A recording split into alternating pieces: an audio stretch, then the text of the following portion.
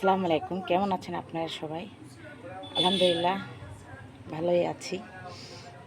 তো আপনাদের এর আগে আমি এই গাছটা দেখিয়েছিলাম, এই ফুল গাছটা। ৩ রকমের ফুল আসে এই গাছে, ৩ রকমের লাগানো হয়েছে। ৩ রকমের ফুল ফোটে। গাছটা অনেক বড় হয়ে গেছিলো, একদম উঁচা হয়ে গেছিলো। তো এটার কাটিং আমি করে দিছি ৩-৪ দিন আগে।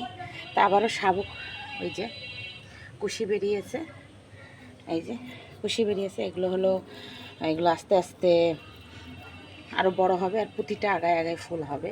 কেন অতিরিক্ত বড় হয়ে গেছে, এই জন্যে আমি কেটে দিয়েছিলাম। একটা ঘাসও দেখা যাচ্ছে, ঘাসটা তুলে ফেলে দিলাম। তো ফুল ফুটলে অনেক সুন্দর লাগে। যখন ফুল আসবে তখন আমি আবারও ভিডিও আপলোড দিব।